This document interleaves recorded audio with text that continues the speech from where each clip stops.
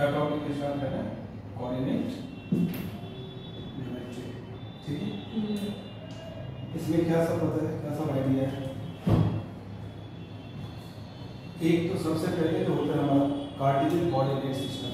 क्या होता है कार्टेशियन कोऑर्डिनेट सिस्टम। इसको क्या कहते हैं एक्स एक्सिस, और इसको क्या कहते हैं वाई एक्सिस। इसको हम क्या कहते हैं फर्स्ट क्वाड्रेंट, क्या कहते हैं इसको सेकंड क्वाड्रेंट, इसको थर्ड क्वाड्रेंट, इसको फोर्थ क्वाड्रेंट। और ये जहाँ पे इंटरसेक्ट करते हैं, यहाँ पे परपेंडिकुलर भी होता है, इसको क्या कहते हैं ओरिजिन। क्या कहते हैं ओरिजिन। और इसको इंडिकेट किससे करते हैं ओ से, जीरो से। करेक्ट। अब ये जो फर्स्ट क्वाड्रेंट है इसमें क्या होता है दोनों प्लस प्लस होता है, इसमें माइनस और प्लस होता है। हमेशा हम एक्स एक्सिस के तरफ से देखेंगे, इसके तरफ से एक्स एक्सिस की तरफ से। तो ये इधर जो चलेगा इधर चलता है 1 2 3 4 5, और इधर क्या चलता है -1 -2 -3 -4 और -1। इधर क्या चलता है माइनस। इधर अब y एक्सिस पे माइनस चलेगा तो -1 -2 -3 -4 एंड सो ऑन। और यहाँ पे क्या चलता है +1 2 3 और 4। तो हमेशा जब भी हम बात करेंगे तो किसके कॉन्टेक्स्ट में पहले बात करेंगे x। इसलिए यहाँ पे कौन सा आएगा है नेगेटिव का, इसलिए तो दोनों के दोनों नेगेटिव है, इसलिए नेगेटिव और नेगेटिव ही रहेगा, और ये वाला पॉजिटिव और नेगेटिव। करेक्ट। अभी जैसे कि कहीं पे लिखा होगा 2 3, इसको क्या कहते हैं ऑर्डर फिगर।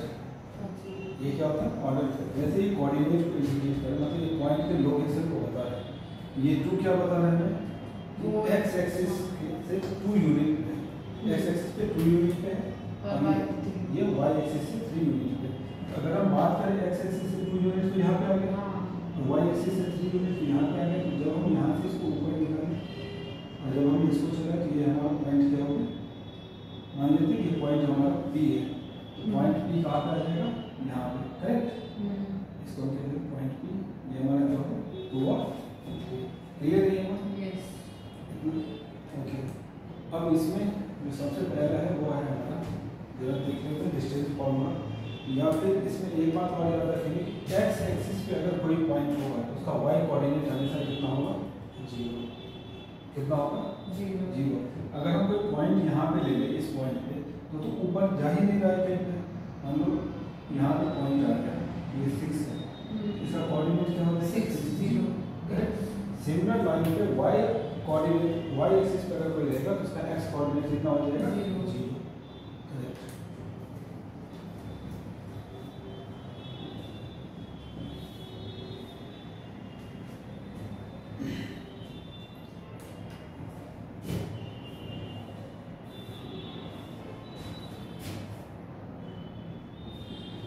ये क्या हमारा एक्स और वाई। मान लेते हैं कि एक पॉइंट हमारा यहाँ पे क्लियर, एक पॉइंट ए है हमारे पास यहाँ पर, एक पॉइंट यहाँ पे क्या है बी।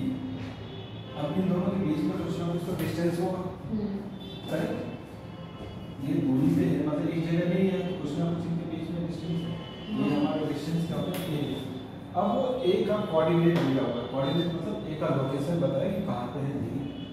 यहाँ पे मान लेते हैं कि ये x1 और y1, और इसका कोऑर्डिनेट क्या है x2 y2।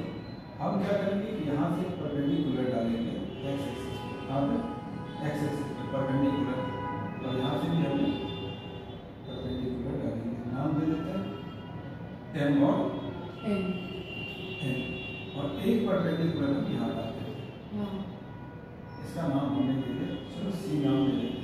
करेक्ट। अब हमें इंटरेस्ट किसमें है ए बी के डिस्टेंस में, ए से बी कितने दूरी पे बैठा हुआ है। अभी देखो, अभी जस्ट हम जो बात कर रहे थे तो हमारा हमने यहाँ पे दिया हुआ था पॉइंट पी, जिसका कोऑर्डिनेट क्या था 2 और 3। इसका मतलब क्या था कि एक्स एक्सिस से ये कितने डिस्टेंस पे था ओरिजिन से 2 पे, और यहाँ पे कितने पे 3 पे। सिमिलर लाइन पे अगर हम ए की बात करें तो ये हमारा ओरिजिन है, O से M तक का डिस्टेंस कितना हो जाएगा x1, क्योंकि ये पॉइंट A का x कोऑर्डिनेट तो यही है। और अगर हम बात करें O से N तक का, ये वाला कितना हो जाएगा x2, करेक्ट। अब अगर देखो कि मुझे चाहिए क्या, mn में मुझे इंटरेस्ट है, तो O से N तक का डिस्टेंस कितना है हमारे पास x2, और O से M तक का डिस्टेंस कितना है हमारे पास x1। अगर पूरे डिस्टेंस में से ये डिस्टेंस हम माइनस कर दे तो ये डिस्टेंस हमें मिल जाएगा x2 - x1। हाँ, तो OM माइनस OM क्या हो जाएगा x2 माइनस x1, करेक्ट। अब एक बात और, ये हमारा AMNC एक क्वाड्रिलेटरल बना हुआ है। क्वाड्रिलेटरल में भी ये एंगल 90 है, ये 90 है, ये 90 है, इसको भी 90 होना पड़ेगा। और क्वाड्रिलेटरल में सिर्फ दो शेप ऐसे बनते हैं, एक स्क्वायर का और एक रेक्टेंगल का, जिसके चारों एंगल क्या होते हैं 90 डिग्री होते हैं। अब वो रेक्टेंगल बनेगा या स्क्वायर बनेगा वो तो हमें बाद में पता चलेगा कि इसका लेंथ क्या है या फिर इसका लेंथ क्या है, उसके अकॉर्डिंग पता चलेगा। अगर ये लेंथ अलग आया इस लेंथ के कंपेयर में तो ये हमारा रेक्टेंगल बन जाएगा, और अगर एक जैसा है तो हमारा स्क्वायर बन जाएगा। अब सिंगल लाइन पे इस A का डिस्टेंस कितना होगा यहाँ से M से, तो y1, क्योंकि वर्टिकल डिस्टेंस जब भी हम देखते हैं तो हमारा क्या दिखाता है, y कोऑर्डिनेट को दिखाता है, y एक्सिस पे कितना चला हुआ है, और इसका कितना हो जाएगा B से N तक का डिस्टेंस कितना हो जाएगा y2। क्या हम लिख सकते हैं AM कितना है हमारे पास y1, और BM y2 - y1। अब अगर मैं सिर्फ बात करूं BC का, तो BC हमारा कितना हो जाएगा y2 - y1। y2 minus y1। अब देखो कि अगर कुछ ना कुछ शायद ये स्क्वायर होगा या फिर रेक्टेंगल होगा।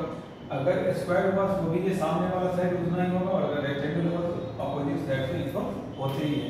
तो यहाँ से AC का डिस्टेंस कितना आ गया हमारे पास x2 माइनस x1, क्योंकि अगर ये सेम स्क्वायर बना, स्क्वायर बनेगा तब तो चारों बराबर हो जाएंगे, और अगर नहीं बना तो रेक्टेंगल तो बनेगा ही, और अगर रेक्टेंगल बना तो भी वो क्या हो जाएगा सेम हो जाएगा, करेक्ट। और BC का लेंथ हमारे पास कितना है y2 माइनस y1, करेक्ट। अब देखो ये एक ट्रायंगल बन गया है ABC हमारे पास, ये 90 डिग्री का एक राइट एंगल ट्रायंगल बन गया। हाँ, ये A B और C, इसका लेंथ हमें पता है कितना, x2 - x1, और इसका लेंथ y2 - y1, करेक्ट। अब ये इसमें क्या हम पाइथागोरस थ्योरम लगा सकते हैं कि perpendicular square plus base square equal to hypotenuse square. ये कितना है हमारा x2 minus x1 whole square plus y2 minus whole square equal to h। हमें चाहिए तो सिर्फ h, यहाँ पे स्क्वायर है, स्क्वायर को खत्म करने के लिए क्या करेंगे, रूट ले लेंगे, x2 minus x1 whole square plus y2 minus y1 whole square equal to h। या फिर AB हम कह सकते हैं। AB का डिस्टेंस अब हमें मिल गया, यहाँ से AB का डिस्टेंस हमें मिल गया कितना, under root x2 minus x1 whole square plus y2 minus y1 whole square. यही हमारा क्या है डिस्टेंस,